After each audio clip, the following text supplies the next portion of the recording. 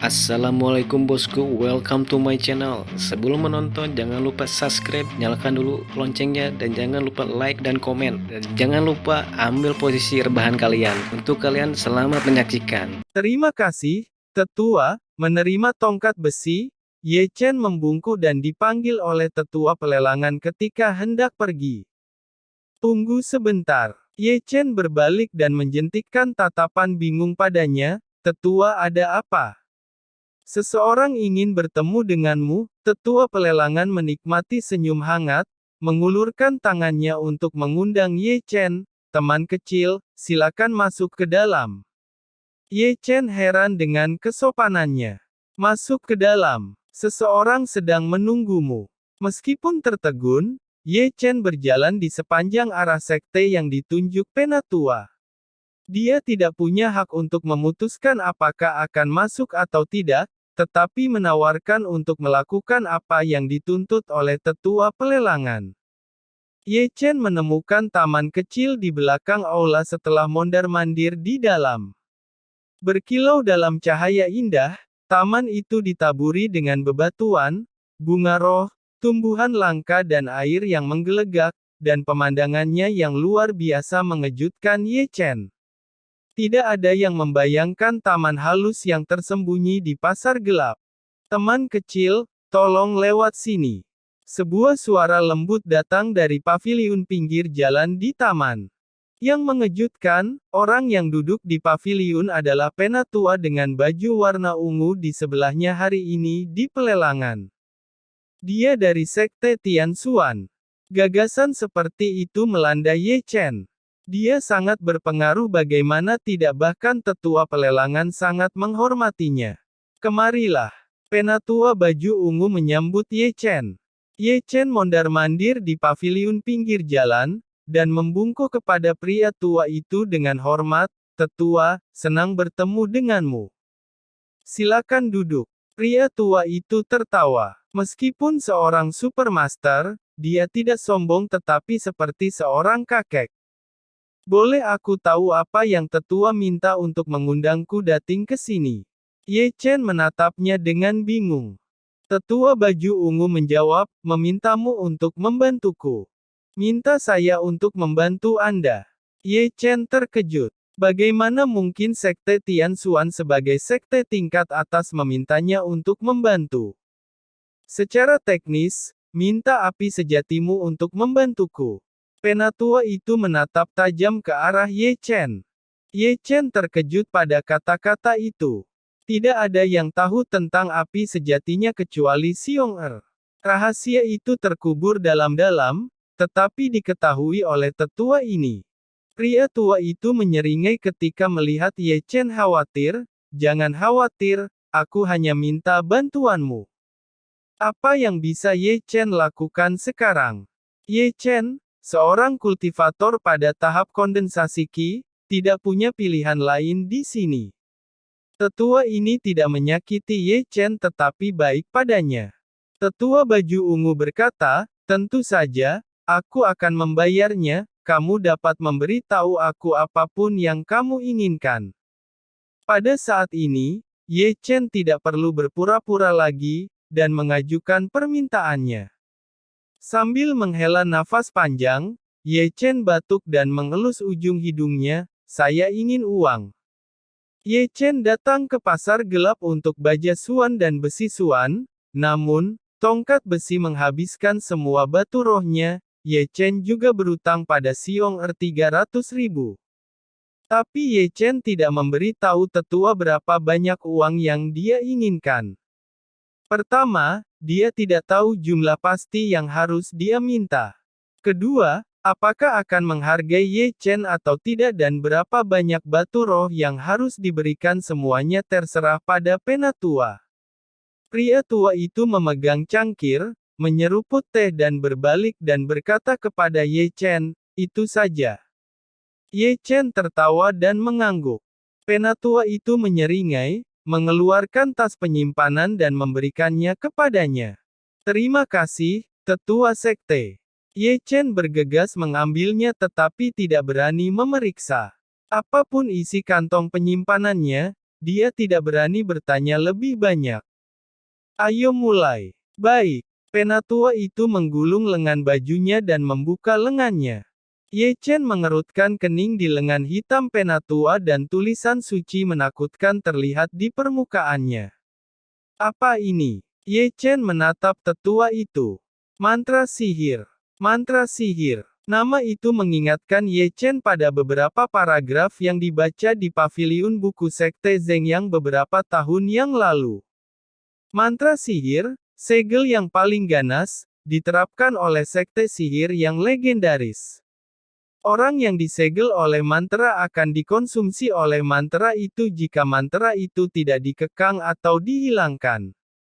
Mantra sihir yang luar biasa memang ada. Terkejut, Ye Chen tidak bisa membayangkan segel seperti itu terbaring di tubuh orang tua itu dengan warna ungu. Dia adalah seorang kultivator tingkat tinggi. Ye Chen bertanya, "Tetua, api sejatiku apa bisa benar-benar membantu Anda mengendalikan kutukan mantra ini?" Ye Chen kehilangan kepercayaan diri ketika mengetahui kekuatannya. Tetua baju ungu menjawab, "Api sejati yang biasa mungkin tidak. Tapi api sejati milikmu mungkin berhasil." Ye Chen kaget dan menatap penatua. Api sejati memiliki perbedaan antara lemah dan kuat. Tentu saja, tetua berbaju ungu itu tersenyum, "Aku sudah melihat banyak api sejati, tapi ini pertama kalinya aku melihat yang emas seperti milikmu. Tapi api sejatiku tidak sekuat itu." Ye Chen mengusap kepalanya. Di bawah antara langit dan bumi, api sejati dilahirkan dengan kecerdasan roh dan juga dibatasi oleh basis kultivasi tuannya. Kamu berada pada tahap kondensasi Qi, dan kemampuan api sejatimu sesuai dengan basis kultivasimu. Penatua berhenti dan menatap Ye Chen, "Api sejatimu belum terbangun." Terbangun. Ye Chen semakin bingung. Jadi api sejati Ye Chen belum terbangun sepenuhnya karena kultivasi Ye Chen masih rendah. Aku bisa memberitahumu itu bukan api sejati yang biasanya. Dari sudut pandangku, itu lebih kuat daripada api sejati lainnya yang pernah saya lihat. Penatua tampaknya menyembunyikan sesuatu, karena semakin banyak yang dia ungkapkan mungkin tidak baik bagi Ye Chen. Ye Chen ingin tahu lebih banyak, tetapi mengendalikan keinginannya dan berhenti bertanya. "Ayo." Tetua mengangkat lengannya dan meregangkan telapak tangannya. Ye Chen juga mengangkat lengannya sekaligus dan menekankan telapak tangannya ke tangan tetua. Ketika Ye Chen memanggil pikirannya, api yang sejati melonjak, mengalir ke lengan tetua melalui telapak tangannya, dan berubah menjadi jejak api, merangkai mantra dengan cermat. Darah ajaib. Mata tetua semakin dalam ketika dia menyentuh tubuh Ye Chen. Dia menatap Ye Chen seolah melihat melalui darahnya yang mengalir dan menangkap niat haus darah, brutal dan liar. Mata setengah tertutup, penatua itu melirik Ye Chen tanpa diperhatikan. Bagaimana dia memiliki api yang sejati? Penatua bergumam dan menilai bahwa Ye Chen tidak mengetahui garis keturunan sihir kuno yang tersembunyi di tubuhnya.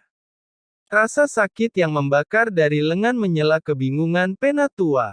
Dia mengumpulkan pikirannya dan berkonsentrasi pada lengannya. Diselimuti oleh api sejati, materai mantra sihir merasakan ancaman itu dan berjuang. Penatua menunjuk mantra dengan satu jari dan menjepit segel di lengannya jika menyebar ke seluruh tubuhnya.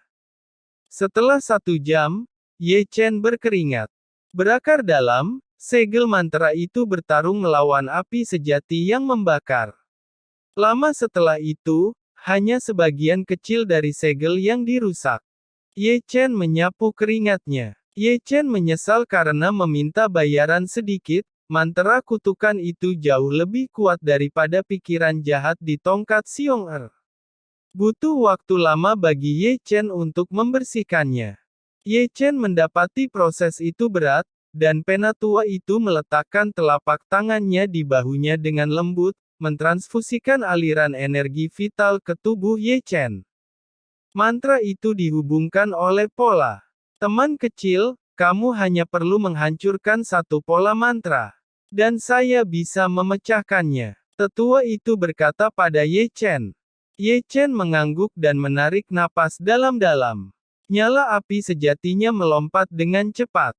Terengah-engah dan karena kekuatan untuk pertama kalinya, ia mengumpulkan api yang sejatinya. 6 jam kemudian, mantra kutukan menjadi redup. Tetua langsung menarik dua jari saling berdekatan, menekan dua jari ke lengannya dan memindahkannya ke bawah dari bahu, memaksa mantra kutukan keluar. Ye Chen tidak mengganggunya, tetapi keluar dari taman dengan tenang. Y7 Chen mengeluarkan tas penyimpanan yang diberikan oleh tetua setelah kembali ke aula, dan melihat ke dalam dengan takjub. 500.000, Ye Chen terkagum, dan jantungnya berdebar. Jumlah batu roh jauh melampaui harapannya. Hadiah ini sangat banyak. Sebuah catatan singkat ditemukan di tas penyimpanan. Tetua baju ungu itu meninggalkan catatan, yang berbunyi, tongkat besi adalah hadiah untukmu. 500.000 batu roh yang kau gunakan saat pelelangan dikembalikan. Apa tetua sekte dari klan Tianxuan? Ye Chen membelai dagunya. Ye Chen berjalan keluar dari aula ke jalan dengan gembira. Ketika 500.000 batu roh kembali, dia yakin dengan hati yang tenang. Sudah terlambat. Banyak orang masih mengalir di jalan dan pedagang berteriak. Ye Chen tidak segera kembali tetapi berkeliaran, menjentikkan pandangannya ke kios-kios di sisi jalan dan mencari baja suan dan besi suan. Akhirnya, Ye Chen berhenti di depan kios seorang lelaki tua yang cabul. Baja suan dan besi suan. Ye Chen berhenti dan memperbaiki matanya pada dua batu yang tidak beraturan. Seukuran telur, satu berwarna hitam dan yang lain bersalju. Kedatangannya tidak menarik perhatian lelaki tua itu. Dia menatap wanita yang lalu lalang, dan tersenyum penuh semangat. Ye Chen ingin menendang pria tua itu pada pandangan pertama darinya. Hei, aku ingin barang-barangmu. Lelaki tua itu berputar, terbatuk, mengubah wajah baru, dan membelai kumisnya, berpura-pura menjadi master. Mulut berkedut, Ye Chen mengagumi keterampilan akting yang sangat baik dari orang tua itu. Sedetik yang lalu, dia menatap kecantikan wanita dengan tatapan cabul, tapi setelah sedetik, dia berubah menjadi seorang master. Dan pura-pura itu bisa menipu orang lain. Aku tahu kamu bisa mengenali barang-barangku. Mereka semua adalah harta, dan menunggu pembeli mereka. Pria tua itu menarik kumisnya lagi, dan mengungkapkan senyum penuh. Ye Chen tidak berpikir begitu. Hampir semua pedagang sangat memuji barang-barang mereka dan dia sudah terbiasa dengan itu. Aku ingin besi suan dan baja suan ini. Ye Chen menunjuk baja dan besi tanpa penundaan. 100.000, pedagang pria tua itu menawarkan harga. 50.000. Ye Chen berbicara harganya. Harga orang tua itu sama dengan harga Zhou Dafo. Di sekte Heng Yue jika demikian, Ye Chen tidak perlu datang ke sini. Kamu bagus dalam tawar-menawar. Orang tua itu menjawab dengan marah. Ye Chen menjawab, aku diajarkan untuk menawar dan mengurangi harga hingga 50%. Ye Chen menatapnya dengan polos. Aku, lelaki tua itu hampir menjadi marah tetapi mengendalikan dirinya sendiri, setidaknya 90.000. 60.000. Kesepakatan. Ye Chen mencoba yang terbaik untuk tawar-menawar, tetapi tiba-tiba pria tua itu berjanji tanpa ragu-ragu. Bayar aku sekarang. Ayolah. Mendesak, pria tua itu menyodorkan besi suan dan baja suan ke tangan Ye Chen dan bergegas membersihkan kiosnya. Ye Chen memasukkan besi dan baja ke tas penyimpanan dengan takjub. Suge, kau brengsek. Perkataan datang dari jauh sebelum Ye Chen mengeluarkan batu-batu roh untuk membayarnya. Ye Chen melirik dan menemukan tetua yang gagah menyerbu ke sini dari dekat. Ye Chen mengetahui mengapa penjual itu bergegas pergi, karena seseorang ingin berkelahi dengannya. Ye Chen masih mengeluarkan batu roh dan berniat untuk membayar. Namun, pria tua penjual besi baja itu bergegas sebelum Ye Chen memberikan batu roh padanya. Dia pergi. Ye Chen kaget dan harus memasukkan kembali batu roh ke dalam tas penyimpanannya. Ye Chen tertawa, ini gratis, hahaha. Berkeliaran, Ye Chen tidak menemukan apapun untuk dibeli dan meninggalkan jalan yang sibuk dan bising. Setelah kedatangan Ye Chen di hotel, Xiong Er melompat dan menangkapnya, berteriak, "Kamu brengsek, saya pikir kamu dibunuh secara rahasia." Xiong Er khawatir Ye Chen datang ke penginapan terlalu lama. Ye Chen menjawab, "Seperti yang kau katakan, perkelahian dilarang selama pelelangan. Wu Changqing tidak berani membalas dendam padaku di sini." Ye Chen mengambil tas penyimpanan dari dada dan menusukkannya ke tangan Xiong Er. "Lihat. Batu rohmu yang aku pinjam, 300.000. Aku kembalikan." Xiong Er mengambil tas itu, melihat ke dalam dan menatap Ye Chen dengan mata kecilnya karena terkejut, "Kamu masih memiliki batu roh?" "Aku mendapatkannya." Xiong Er dengan penasaran, "Di mana kau mendapatkannya?" "Aku ingin mengumpulkan sekeranjang batu roh." Ye Chen menjawab, "Dari klan Tianxuan." Ye Chen meregangkan tubuhnya, melambaikan tangan dan kembali ke kamarnya, "Aku kelelahan hari ini. Perlu tidur lebih awal." Xiong Er ingin bertanya lebih lanjut, tetapi Ye Chen sudah menutup pintu. Xiong Er bergumam, "Mendapatkan batu roh dari sekte Tianxuan, itu sangat tidak mungkin. Aku bodoh jika aku percaya padamu." Xiong Er berbisik, meraih tas penyimpanan yang berat dan tertawa. Ye Chen mengunci pintunya setelah kembali ke kamarnya dan mengeluarkan labu emas ungu kecil. Tadi malam, tubuhnya tampak terbakar setelah dia meminum cairan roh dalam labu kecil dan kepalanya berdebar seolah meledak. Sekarang dia belum merasa takut. Tubuh terbakar, sakit kepala, dan basis kultivasiku melompat ke tingkat ke-8 dari tahap kondensasi Qi. Sesuatu yang salah dengan cairan roh. Ye Chen bergumam dan menuangkan setetes cairan dari labu kecil. Ungu dan kristal, cairan roh berkilauan dalam cahaya ungu, dan terintegrasi dengan cairan roh batu giok, aroma obatnya yang kental menyegarkan pada bau pertama. Tidak ada yang salah. Ye Chen menatapnya sebentar dan mengelus dagunya, sama seperti biasa. Ye Chen menelan setetes cairan roh. Tetesan ini meleleh ke dalam tubuhnya dan berubah menjadi energi spiritual yang kuat seperti sebelumnya. Kekeringan panasnya semalam tidak muncul. Sangat aneh. Ye Chen menggaruk kepalanya ketika tidak menemukan masalah. Ye Chen mengeringkan beberapa tetes cairan roh terus-menerus, namun, tubuhnya tidak mengalami rasa sakit yang mengerikan seperti tadi malam, tetapi kehangatan di seluruh tubuhnya. "Ini sangat aneh."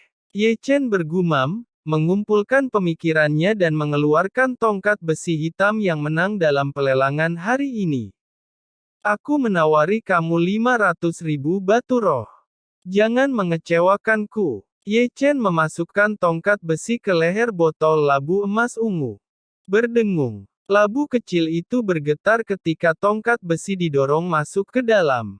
Ye Chen menggosok tangannya, menatap labu emas ungu dengan mata berbinar dan berharap labu kecil itu mengetahui rahasia tongkat besi. Namun, labu kecil itu hanya berdiri diam di meja setelah getaran dan mengirimkan udara ungu yang mengalir saja. Itu saja. Terkejut, Ye Chen mengambil labu kecil, mengocoknya dan mengintip ke dalam melalui leher botol. Tetap sama seperti sebelumnya, tongkat besi melayang diam-diam di labu kecil dan udara ungu di sekitarnya tidak ada hubungannya dengan itu. Setelah beberapa waktu, Ye Chen mengembalikan labu emas ungu kecil dengan putus asa, "Sial. Saya menghabiskan 500.000 batu roh untuk tongkat besi tua. Berdengung. Labu kecil itu tampaknya cerdas dan bergetar ketika mendengar ejekan Ye Chen, seolah mengungkapkan ketidakpuasannya, jangan memasukkan semuanya ke dalam perutku. Bam! Tongkat besi hitam dimuntahkan oleh labu kecil dan berantakan di tanah. Sangat pemarah. Mengabaikan labu kecil itu, Ye Chen menggerakkan bibir dan mengambil tongkat hitam. Itu adalah cambuk besi, hitam seluruh, tidak hanya berkarat tetapi juga bergelombang, tidak ada yang istimewa. Kau benar-benar menarik perhatian api sejati. Saya tidak percaya kau adalah tongkat biasa. Ye Chen tidak menyerah, tetapi membungkus tongkat besi dengan api sejatinya. Api keemasan membakar dan menaikkan suhu di dalam ruangan segera. Ye Chen mengernyit bahwa tongkat besi berubah sedikit dalam nyala api yang benar. Coba lagi, Ye Chen meningkatkan pembakaran. Tapi tongkat besi masih tetap sama. 3 jam kemudian, Ye Chen mengeluarkan api sejati. Pembakaran 3 jam tidak mencairkan tongkat besi tetapi membuatnya lelah. Aku tidak percaya itu. Ye Chen mengeluarkan pedang Crimson Cloud memasukkan semua energi sejatinya ke dalamnya dan merobeknya ke arah tongkat besi. Bang! Sobek logam, pedang itu bergetar dan dibuang. Ye Chen melangkah mundur dengan lengannya yang mati rasa. Sangat sulit. Ye Chen mengambil pedang itu dan menemukan celah kecil di atasnya. Tapi tongkat besi masih ditanam di tanah tanpa sedikit pun terluka oleh pedang Crimson Ye Chen. Apa itu terbuat dari apa? Ye Chen melihat tongkat besi dari atas dan ke bawah. Tongkat besi mengabaikan api sejati dan bahkan merusak pedangnya sedikit. Betapa menakjubkan bahannya. Adalah bermanfaat untuk menghabiskan 500 batu roh pada tongkat besi yang kokoh. Ye Chen menghibur dirinya dengan gagasan itu. Itu bisa digunakan untuk memukul pada seseorang. Tersedak dagunya, Ye Chen membalik tangannya dan mengambil tongkat besi. Ye Chen mengambil baja suan dan besi suan dari tas penyimpanan. Ye Chen ingin menyempurnakan pedang Crimson atau pedang merah surgawi. Sebaliknya, besi suan berwarna hitam dan keras, tetapi baja suan mengkilap dan lunak. Kombinasi keduanya harus menjadi pilihan sempurna untuk membuat senjata. Api sejati muncul, dan Ye Chen mengambil pedang Crimson lagi. Terlilit oleh api, ekstraksi yang dimurnikan dari besi suan dan baja suan disatukan dengan pedang Crimson. Itu proses yang panjang. Berkeringat, ia memadamkan api sejatinya sampai matahari terbit. Dengungan pedang menyapu ruangan. Ketajamannya mengejutkan Ye Chen. Sangat bagus, Ye Chen tidak bisa melepaskan tangannya dari pedang Crimson, karena dia membuatnya sendiri. Pedang Crimson menjadi lebih kuat ketika disatukan dengan besi dan baja. Ketika disatukan dengan besi dan baja,